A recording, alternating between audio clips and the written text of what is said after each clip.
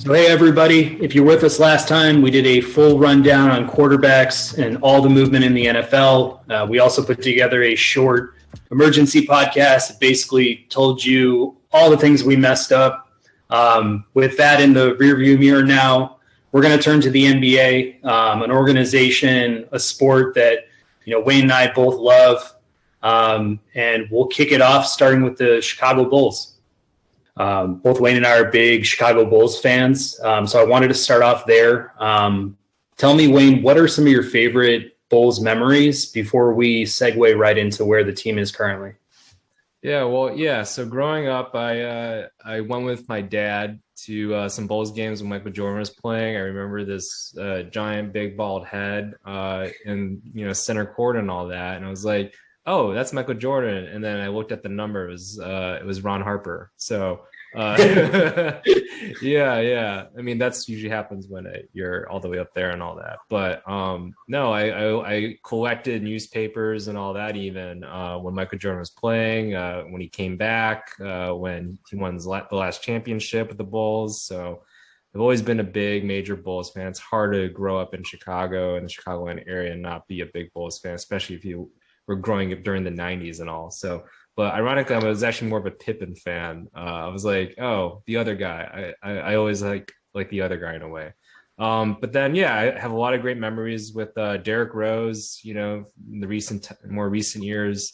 Really wanted that to work out and really hated the Heat and all the Heat.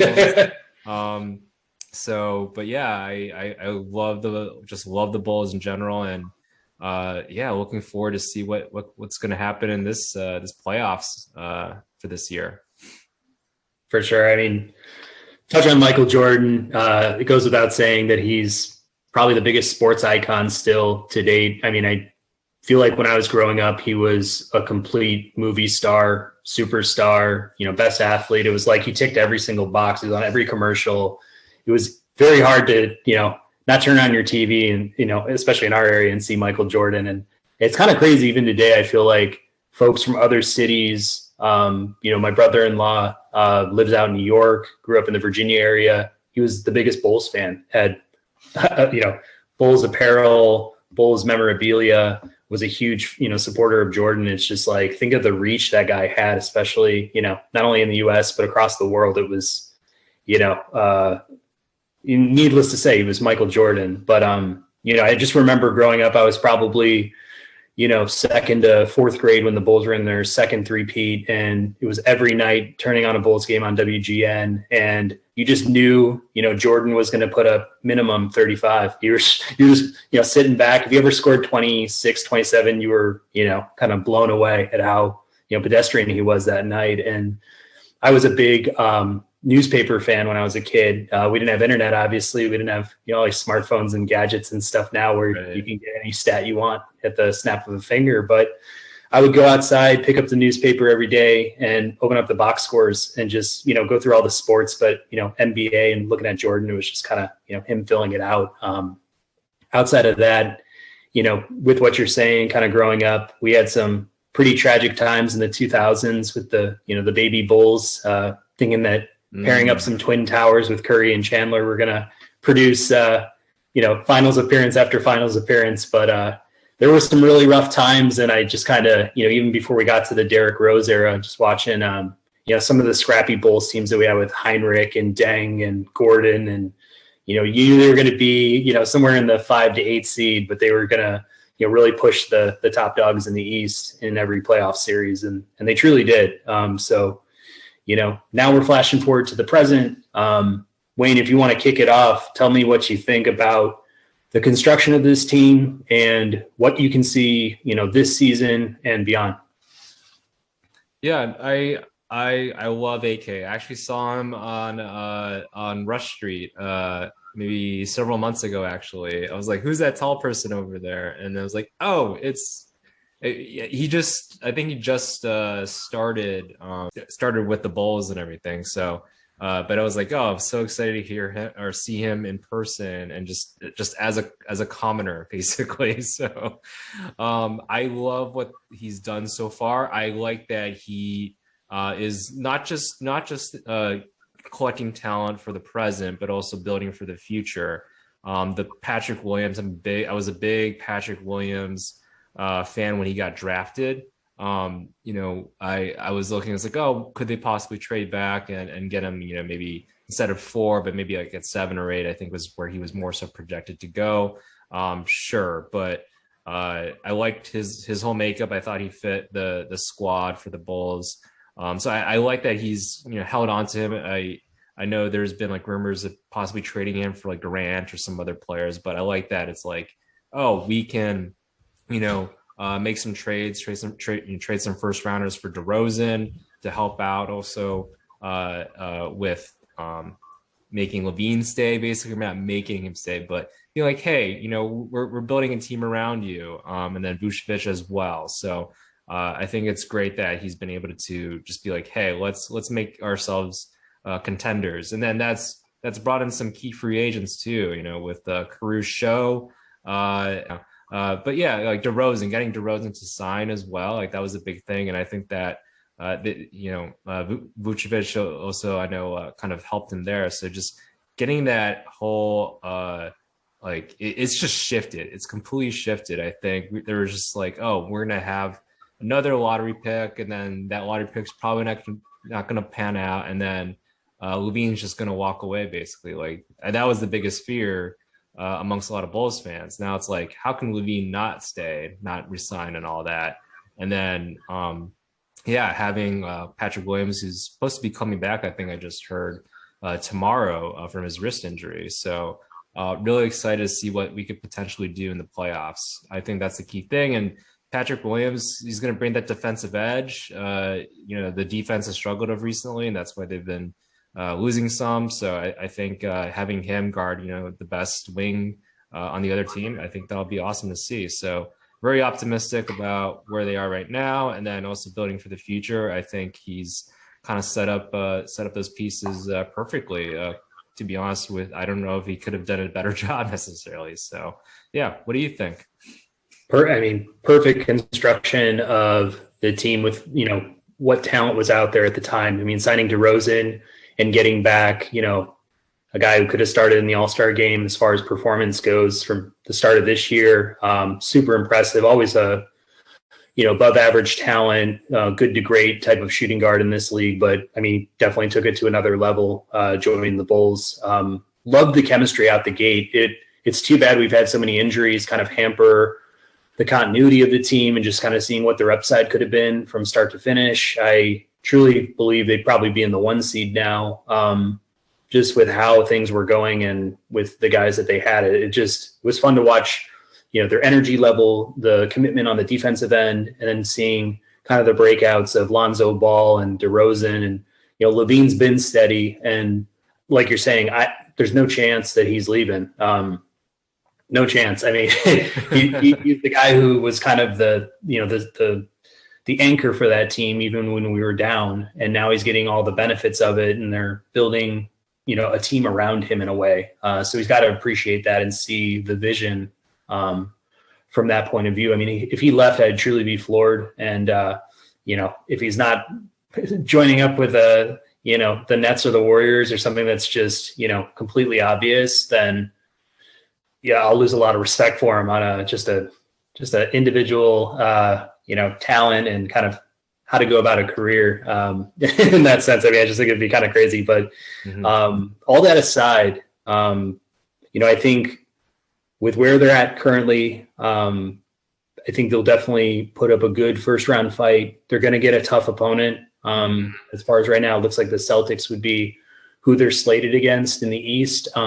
That feels like it could change from now until the start of the playoffs, but whoever they draw in the first round is going to be tough. I see that series going 6 or 7 games, and it's kind of a coin flip for me based on who they get, in that matchup. If it is the Celtics, boy, I'd be really hard pressed to go against the Bulls in that situation, but the Celtics have been scorching hot too. So in any case, I think going into next year, with wherever we land this year, whether it's a first round victory or exit, I see that kind of being the range of what our upside is for this season. But when I think about kind of going into next season, one, rumor that's been all over the news and social media and everything else is, what's Rob Pelinka going to do with, everything going on in Los Angeles? Anthony Davis is obviously from here. If I was Rob Pelinka and, you're AK Artūras Karnišovas, and I said, hey, Artūras, let's talk Anthony Davis, but let's also talk about the Bulls roster and what you possibly offer me for this guy. Are you picking up that call? Are you shutting it down, or are you getting serious, rolling up your sleeves and offering some of our guys? No, that's a good question. I mean, I don't know how you don't take it. I think is the biggest thing. That being said, what kind of assets? I would be interested in hearing what he would want in return. If the idea is, hey, I don't know what the salaries all look and match and all that, but if it's like what Vucevic and then maybe a Patrick Williams or Kobe White, like I don't know. So it really would depend on how much I guess we would be willing to give up, but it would be hard. It would be hard not to take that call. I mean, Anthony Davis, again, when he's not hurt, right, is probably one of the top 5 players in the NBA. So, yeah, I would totally consider it. But, it would definitely be hard to say goodbye to someone like a Patrick Williams or something like that, though, I would say. So what if I said, hey, LeBron's told me that he's going to stay next year if we make this thing work, and he wants to see the effort put in to make this a team that he can play with. What if I call you and I say, hey, I want DeRozan, Lonzo Ball, and, one of your young chips that's currently on the roster. Forget draft picks. I don't think those matter to Los Angeles. But, in general, what would you say to that? Would you give up DeRozan, Ball, and Desamnu or White or Williams to get Anthony Davis? Yeah, I wouldn't, in my opinion. But yeah, I don't know. I don't think I would. I think given where we're at right now, it's like we would get Anthony Davis, who, if he can be healthy, again, is one of the best players in the NBA. And I understand that DeRozan is a little bit, he's getting up there in years and all that. But he's really kind of been kind of the heart and soul of this year's team. Like, he's very much had that chip on his shoulder and being like, hey, everybody thought I was going to be out of the league and all that, and he was having one of the best seasons in his career, and one of considered an MVP candidate and all. So I would definitely still want him to be on the team and all that, even though I know he's from LA and probably would get excited about joining the Lakers. So yeah, I would say no, but I'm not a GM. Damn it. Yeah. No, that's fair enough. So to close on this segment with the Bulls, what do you think they're going to do, number one, in the playoffs this year? And what do you see this offseason bringing for us, whether it be the draft or just free agency? Where do you see next year's roster really being? I mean, I would love to see the Bulls get out of the first round. I don't know if that'll happen, but I would love to see that. Just given I know that a lot of our players in their prime, if we can be all healthy by playoff time, I think we can put up a good fight. That being said, I know the Bulls have not fared well against top competition, so I know that's been the MO and everything. I think it was like they have like 0-13 versus the top 3 teams, right, in the Eastern and Western conferences. So it's like, we're not going to do well. We're not going to beat the Bucks. We're not going to beat the Heat probably. But who knows? It's the playoffs. Things can go crazy. But I think a success would be getting out of the first round. I would love to see that. And then, yeah, I'd love to see a full off season with Patrick Williams healthy, him being more integrated within the lineup. And then, if we can figure out what to do with Kobe White, I think that would be great. But I would hate to see him walk and all that. I don't know what we could possibly do with that. But yeah, I think we can kind of grow from there. See if any free agents, the Bulls have been put back on the map now. So I'm hoping that maybe we can get some possible free agent signings from players that think like, oh, I can fit right in here. Whether it be another wing, somebody off the bench, maybe somebody to kind of take that scoring off the bench type of mentality.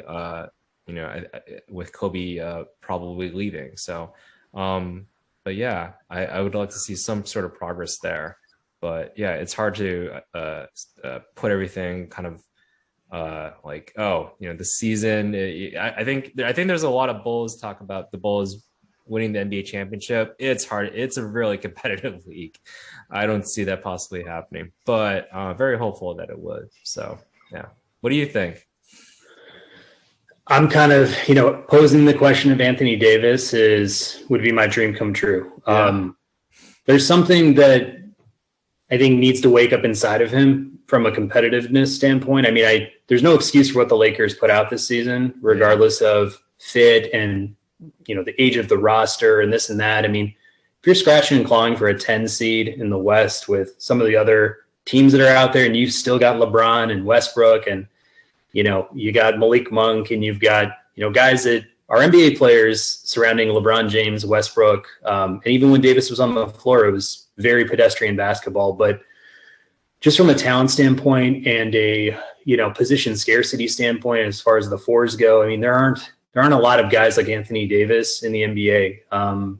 You've got, Kevin Durant, Karl Anthony Towns is exciting, but he has really never proven much with the Minnesota Timberwolves over his years. I just kind of feel like, getting our hands on a guy like that, pairing him with Levine, hopefully when, like I mentioned, the offer wouldn't be, everything in our cupboard, but I'd also look at it from you re-sign Levine, you got maybe some young talent left over, or Vucevic, perhaps, what free agents may be out there to help fill the holes and kind of, organize a new type of super team, at least in Chicago. Maybe that's a possibility. And I guess with that, it kind of segues into our, next topic for debate, but it also, touches on the current state of the NBA with, teams like the Nets, teams like the Sixers. Could the Bulls find themselves, like that next year? But, as far as this year's super teams go, we talked about the Lakers and just how they put up a real stinker, this whole year. But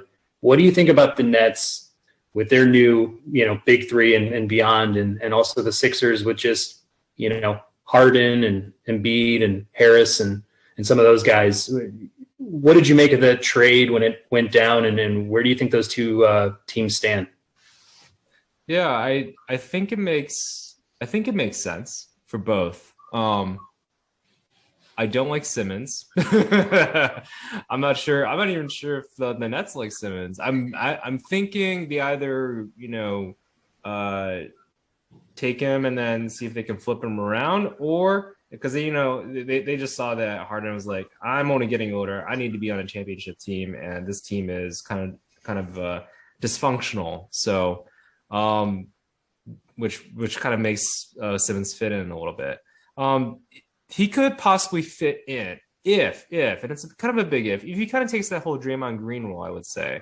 If he's like that, person that just defends and goes all out, which he possibly could. He has all the physical traits to do so. But him as like the primary ball handler, and that's going to be such a shift, I think, in kind of just his overall game. That's just not his thing. So yeah, in that case, he's kind of like maybe more of like a rim runner then. But like he's just an anomaly. He just did not fit in what the Sixers were building. So I think they were just trying to cut their losses, and then they got a good haul with Harden overall. I think Harden makes sense for what they're trying to do. I think he fits in really well with the roster that they have. I'm glad that for the Phillies, from the Philadelphia standpoint, that they kept Tybal. I think Tybal actually works really, really well with Harden. I think he'll be pairs well with them, and that Harden is just a full out scorer.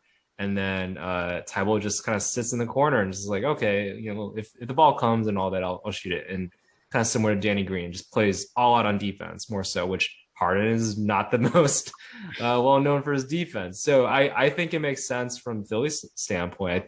It'll be interesting to see if they can make a push in the playoffs. That being said, Harden in the playoffs, I know he can kind of hug the ball a little bit. So, which that should be some conflict with Embiid. I hope he's like, oh, we got one of the best low post players in the game down there. Someone that's just, you can't really guard him. So let's see if we can set some stuff up there. So I think it's great for Philly. I think that they made the best out of this, out of their situation. And I kind of, I don't want to say I feel sorry for the Nets because I really don't, but I'm kind of like, maybe they deserve it with all the drama that's happened there. So, yeah, I think it'll be interesting what happens. I think in the offseason if Simmons is still around and all that. But yeah, I think those are my thoughts. Yeah. So yeah, what are your thoughts on the trade? The trade made a lot of sense for both sides. Touching first on the Nets, I think what you were saying about Simmons playing off the ball, not being depended on to be, one of the top scorers on the team, I think is going to be best for him in his game, not just this year, but over the life of that contract. I think it's a good contract for the Nets, with the exception that he needs to be on the court, he needs to be healthy, and he needs to be engaged. And it's tough to say with a guy who has his DNA. It's the same kind of thing with James Harden. I think they're, very alike in that sense, and the way that they, go about the game and their, I guess their contract situations and, kind of their commitment levels to teams when things don't go their way. And, as far as the Nets go, I think that's the absolute perfect team for him to join. I see him being kind of like your modern day Lamar Odom on a team like that, where, there's not all the emphasis on him being the top guy or having the ball in his hands at all times. Now, Kyrie Irving has to be on the floor. There's got to be some, changes made at the local level in Brooklyn for that to happen.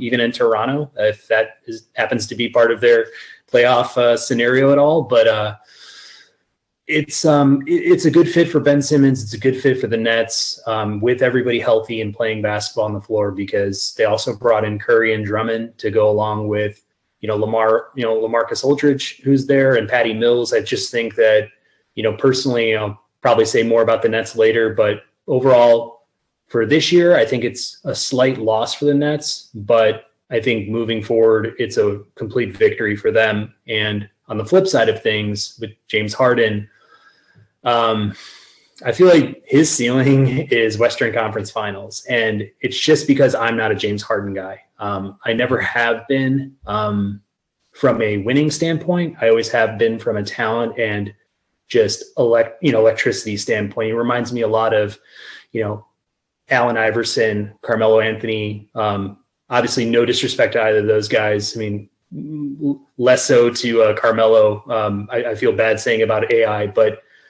there's a me factor that comes with James Harden where, him putting up 40, 50, dazzling the crowd, showing off, his Euro step and his step back and his ability to get fouls from, the popcorn vendor. It's just amazing.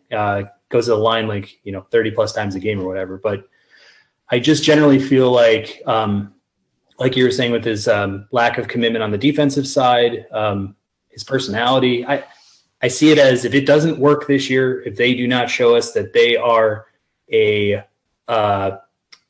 couple points from a Game 7 victory in the Eastern Conference Finals, I'll have absolutely zero faith in it going forward, because he's got a bulky contract and that guy's not in the best of shape.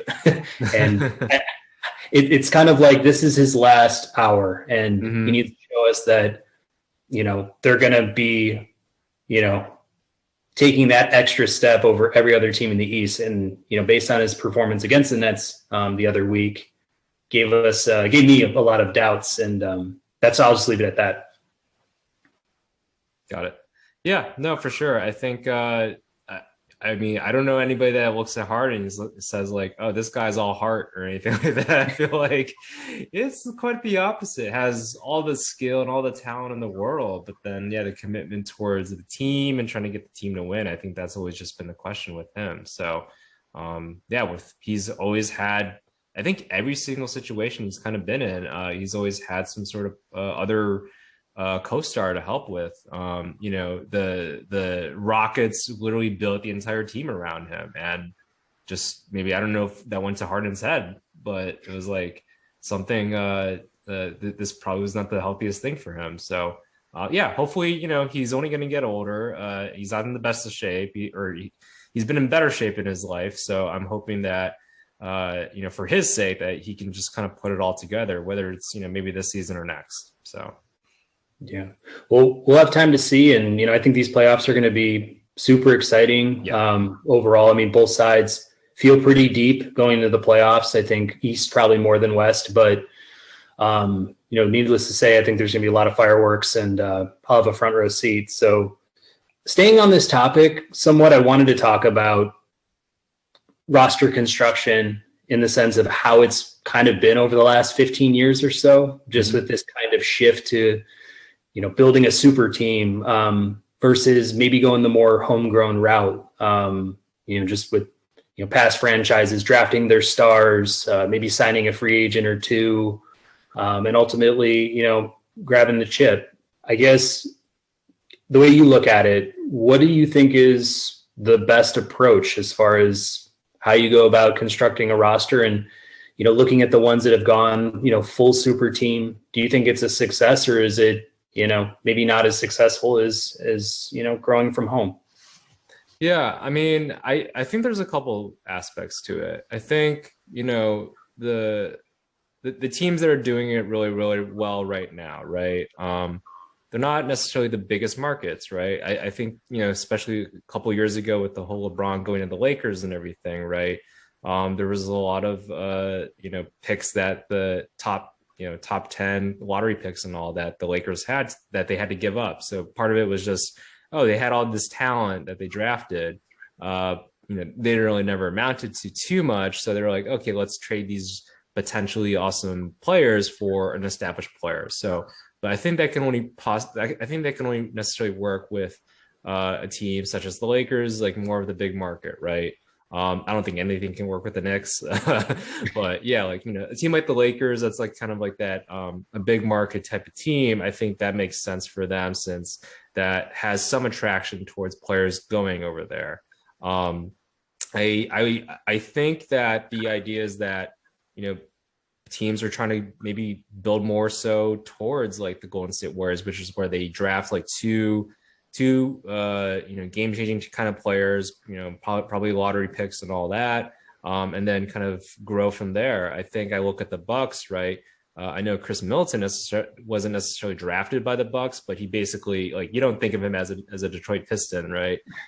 So I do think there's some validity, especially if you are a smaller market team, which, in a way it's like most of the NBA technically is. There's only so many LA teams, so many, New York type of teams. So I think, if I'm one of those teams that aren't in the coastal areas, then I would definitely be trying to see if we can secure one or two types of world-changing type of talents, and then see if you can get signs filling holes in there. So, with the Bucks, they got Jrue Holiday, right? And he changed it for them. And that's why they won the championship. Chris Paul, like, with the Suns, like that changed overnight, basically.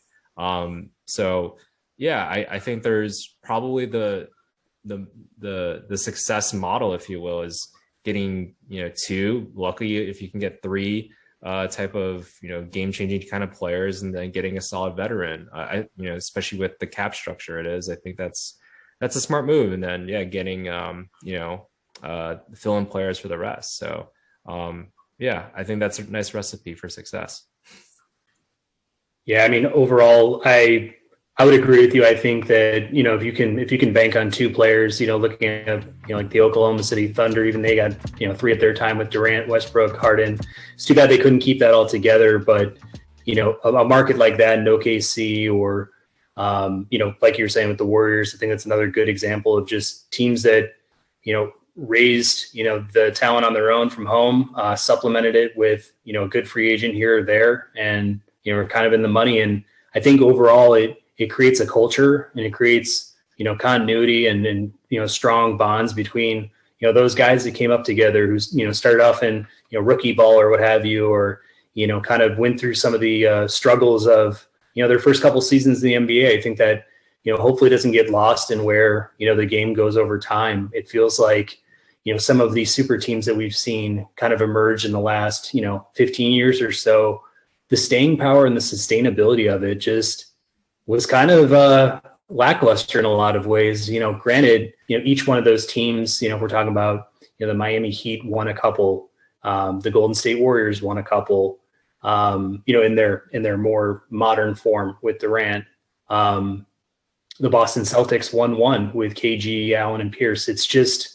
It seems like when you get to the point of assembling a super team, you're stripping apart, maybe, some of your young talent or the guys who've been there together, you're trading them off to different cities and such. I feel like there's a lot of, just personality conflict that comes with creating these bigger teams. And it takes real special characters like a guy like Steph Curry or, Dwayne Wade, maybe, who's just willing to, allow that kind of personality inflow to come into their city, into their, franchises, and allow it to, kind of manifest into championships. But, I feel like once some of these players get on this doorstep of always changing teams or always searching for greener pastures, it feels like also they never seem to want to stay in their next location. It's kind of, I don't know how to put it. It's like, you take the red pill and,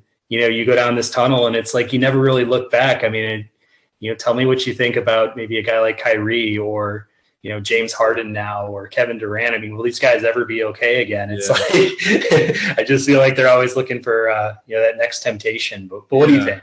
Yeah, I was gonna say, there in a way, maybe more on the business side, like there's actually a lot of like people in Silicon Valley, right?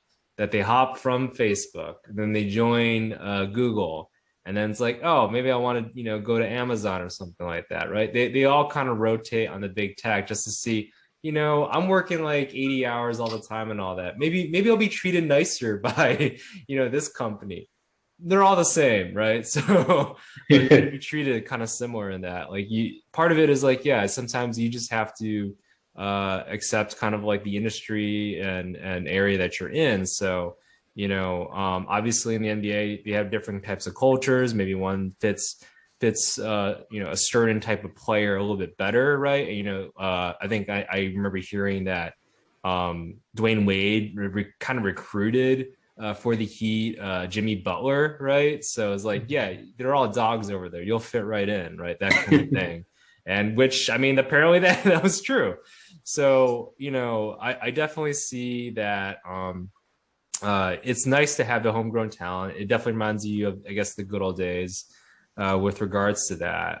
It's just, it's a different generation, different revenue models and all that, and salary issues. So, it used to be really hard to trade players in the 90s. So now it's like, let's just bring in some all-star. It's like, oh, no big deal.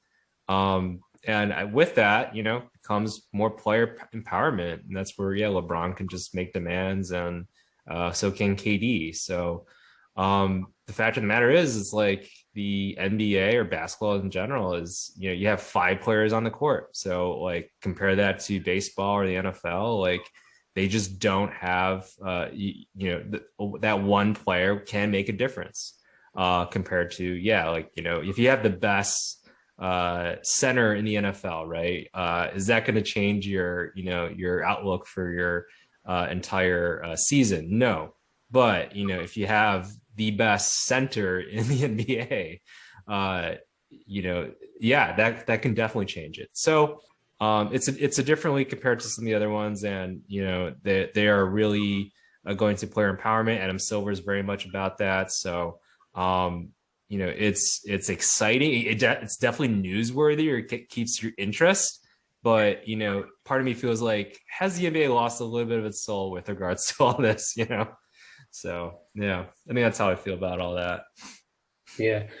Last question about this topic, but just in general, do you feel like, I guess with some of the names, thrown out there, do you ever feel like by taking this approach and incorporating it to your year-to-year decision-making, do you think it helps or hurts a player in terms of winning championships, staying on top of their game, physically, mentally, production-wise? Or do you think this is kind of a cop-out of sorts and saying, I don't want to stay when things are bad. I'm going to leave and, find, success elsewhere. Do you think it is a good formula for success, cut and dry? Or, do you have issues with it from any of the, points that I touched on?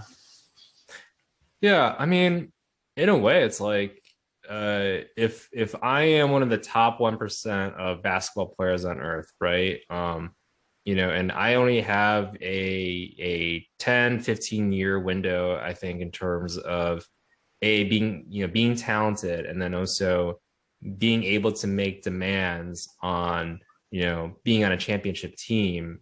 Because I think, you often hear that, right? Like then it's like, why do you play this game? It's like, oh, I just want to win or something like that. It's usually what they'll say. It's like, well, put your money where your mouth is. Then you want to be playing for a contender. Is it satisfactory from, say, kind of our standpoint, the fan standpoint?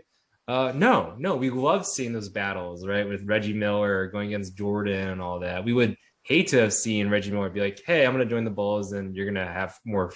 Like, could you imagine if Jordan had that much space and all that? Like, yeah, that would be crazy. So I think from the fan perspective, it is a little disheartening and all to see. Like, why would I buy a jersey now anymore, right? But I can understand. Maybe that's the other. I understand maybe where the NBA players are coming from. I just don't like it because I think we watch sports because it's like we like to see that that story, right? Coming, somebody that's coming from the ashes or whatever, and then rising up and then going through adversity and all that.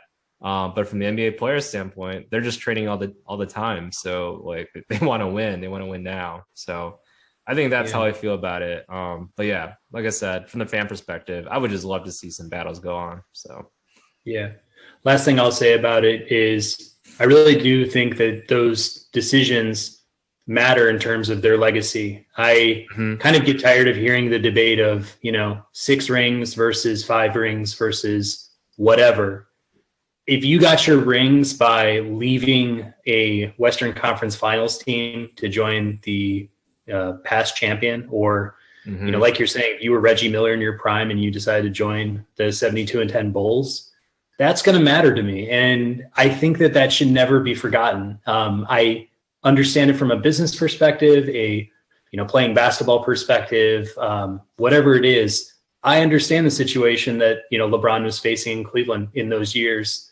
But as a fan, is that okay for me to think that, hey, you grabbed 2 starting Eastern Conference All-Stars and created a team that we would have loved to put together on NBA 2K, right. 10. So it is always going to matter to me. Durant's still at 0 titles for me, and LeBron's at 2. And I'm going to keep it that way in my head, and only my head. But I guess segueing into the close of this episode, who do you see winning the NBA Finals? Take me through the playoffs and the journey that you think you're going to see. Is it going to be a super team, or are you going to see one of these homegrown teams, win again? Yeah, well, it depends. I would be curious to see what the Warriors do. I think the Warriors are stacking up really well. They're getting healthy, I think, at the right time. They got Clay back. Wiseman, I believe, is coming back or is back. So, they're really putting all the pieces together with regards to that. I think they're 3rd right now. So it'll be interesting to see them versus the Suns when they're both, as healthy as they're going to be in the playoffs. So I think they match up really, really well with each other overall. But it's hard to go against Steph Curry if he's playing at that MVP level and all that, right? So, and with Wiggins being an all-star, playing the best he's been, and kind of fitting in that third role. Clay back, I think he heats up maybe more so. We'll see. And then the rest of the roster, Green's always been a menace. I feel like it was like when Clay got hurt, everybody had to step up and up their game, and that now has improved them overall. And it's like, okay, now that that's happened, we're better off. And then now Clay's back, and then Wiseman is there too. So it's like him versus Aiden, like that'll be interesting. But I think that the Warriors will make a run. We'll see. And then from the Eastern Conference, I'm thinking that's a tough one. But I might have to go with the Heat and how they got Lowry now, got that veteran presence at the point guard finally. He's proven to be pretty clutch usually. Tyler Hero's back to his bubble self. So I'm just kind of killing it there. And then I think the biggest question, though, is can they stop Giannis, right? I think that's the biggest question. That's a pretty big question. But I think, if there's a team that can try to figure all that out, it would be the Heat. They have that mentality, right? So I think the Heat, I think it will be Heat Warriors, but we'll see. Who are some of your picks for there? Yeah, I mean, I'm joining you with the Warriors as far as going out of the West and kind of representing the West in the finals. This team reminds me of the San Antonio Spurs that we knew growing up. Just Tim Duncan's in his twilight. Yeah. Manu has barely any hair left on his head. Tony Parker just got divorced to Eva Longoria. It's like. But yet they still have, hey, Kawhi Leonard is right here, and right. Danny Green is emerging, and here's Patty Mills, and it's like they have so much depth, they have so much experience with their big three, their true big three, with Draymond, Clay, Steph's playing at MVP level, like you said, incredibly all year. It's just a fun franchise to follow. I've always been a fan of theirs, but they will have their the competition in front of them is going to be really fierce. I feel the same way about the Suns and how they're kind of constructed. I think another team that's just got an incredible amount of continuity, passing the ball, playing on the defensive end. They've got, Booker in his prime. Chris Paul is pretty much in his prime still, which is just baffling at this point. Really like the steps that Bridges has made. This may be the last year of Ayton there, but in a lot of ways, I mean, they've had the team of the regular season, I'd say, in the NBA, but I've got the Warriors there probably in 6 or 7 in the West. Mm-hmm. Now in the East, I definitely see Miami being a top contender too. All I'll say is I'm probably going to make the controversial selection here. I'm going to go with the Nets. I see them coming back in full health. I see that mayor lifting all bans on COVID-19. I don't see them facing the Raptors. I just hate to say it. I mean, I feel like Simmons is gonna get healthy right when they need him to, and just play a good, third, fourth wheel kind of role. But with the way that Kyrie Irving, has come out and played recently, with Kevin Durant in his absolute prime, probably, the alpha dog of the NBA with Giannis, I think that, that's going to be a great series again, but I just feel like the Nets are going to get him this year. I think they're a little bit better. That the pieces they got in that trade, I think, fit that roster really well. They got the experience there, and I'm going Warriors, Nets, and my heart's kind of in it with the Warriors, so I'm going to stay with it. And I think they're going to go to 7, but I got Steph Curry, winning another title this year. Yeah. I mean, hey, I think we're in agreement on there. I mean, like you're saying, no, it's like they have. I feel like it's all the things are kind of coming together. It's like, maybe like a Marvel movie or one of the DC movies. Like, oh yeah, like they're all. It's always. I think that's their formula, right? Like they're always like somewhere around the world doing their own thing, and then all of a sudden they all come together, and then kill the bad guy and all that at the end. So I kind of think that's what the Warriors are kind of doing.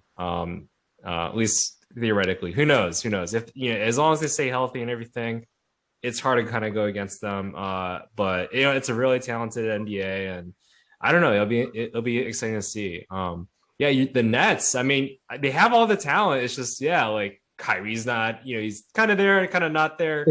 The whole COVID protocols and all that. It's interesting, but money talks, right? So it's like, hey, can we get him for the playoffs? Yeah, that's fine. It's like it's hard to go against KD and Kyrie, and then all the other players that they got there. So yeah. If somehow, some way, the Nets and the Heat get each other in the first round, I mean, that'll be something. It's going to be the best. I mean, that's they're slated right now, right? So just talking about finals, NBA playoffs and such. Are there any other thoughts do you have? Any closing thoughts for this episode on maybe a team to watch or just something you'd like to see before the year's done? I'd love to see Jamal Murray. I'd love to see some of his injured players. I feel like it's just like the NBA the past couple of years, and I don't know necessarily what the whole thing is. I know there's been so many theories on all the injuries, right? Like Kawhi Leonard, Paul George, Jamal Murray. The list kind of goes on with regards to all that. But I would love to see them back. Maybe either right before the playoffs. Possible dark horse might be the Nuggets getting Jamal Murray. Hopefully by the end of the season, gets in playing shape and then makes a good playoff run. He's proven that, in the playoffs, I think he scored like 50 points a couple times or something like that. So he'll show up there. I love seeing him in the playoffs. So him and Jokic and then Michael Porter and all that, again, if they're all healthy, that would be great to see. So, I love just to see the healthiest the teams can be, so that we can see the best talent out there and perform. So, but I don't know. Same, even the Nets too with Kyrie. So yeah. Yeah, I mean, I completely agree with you on Denver. That's a team that just felt like it was right there in the bubble, and I was just waiting for it to happen. I loved watching Jamal Murray play in that entire bubble playoff system that year. It's just too bad that they've had injuries to him, Michael Porter Jr. as well. It's just frustrating because we kind of see the talent that could be there if they could just really all stay together. And they really do look like they enjoy playing with each other too, which is so huge because it doesn't always happen with every team, even if it's a super team assembly, taking place. It's just, kind of watching them go through the bubble. And with Mike Malone, I just think that's like the perfect team that I think could have a great rebound in the playoffs or, starting next year. Yeah. At least on my end, just a couple teams to watch. Looking at where the Celtics have come from the, first half to where they've been in the second half, that's probably a team that the Bulls are going to draw in the first round, and they have the best record against teams with a 500 record or above. So, they've showed up when it matters. And, looking at Tatum and Jaylen Brown as individual talents. And then you have, Marcus Smart, who's just going to do all the little things to win basketball games. I don't see them being a real threat, deep into the playoffs, but I do think that maybe this is a year that those two gain, another level of respect where maybe you get that third piece really come into Boston and make that a very scary team going forward. And finally, kind of close out the episode, I think that, watching the emergence of Ja Morant this year has been super impressive. Nobody's talking about him for MVP. It's all Embiid, Jokic, and it should be. I mean, they've had great years too, and so has Giannis too. But I mean, with what Ja Morant's creating in Memphis, and they got Jaren Jackson, they've got Desmond Bane, they've got Steven Adams. They just got the right mix of young talent. They probably have a boatload of salary cap space that maybe they could play with too. It's just kind of fun to see what gear he can bring them to in the playoffs. And, the West doesn't feel as deep as the East, so maybe he can get more, TV time in that sense. But keep an eye on them just as far as, how far they take it this year. But another franchise to be just truly excited about. Yeah. I love seeing Ja Morant. I remember there was always like, oh yeah, what's happening to Zion now, right? I think that's the whole thing. Ja's just killing it. I always love the Memphis. Like they're always just a bunch of grinders, right? Like you don't know any of these people. Like a lot of like no hype type of people. But yeah, I think them, if they can get, some decent free agents to kind of fill in the gaps there, look out for them. Like I want Memphis to win a championship. Like I really do when I see John Morant play. So yeah, and then I think you were talking about with the Celtics too. That is a team. I was just thinking that it's like that is a team that's like they just need that one piece, kind of like that Chris Paul. I feel like to come in and just be like, hey, I know you guys went this route and all that. Let me show you this route a little bit to elevate you all. So whether it be, I don't know, the point guard, I know they try to get Kemba and all that. That didn't really work out. Kyrie too. But yeah, if they can get that one other piece, I want to see them to win too.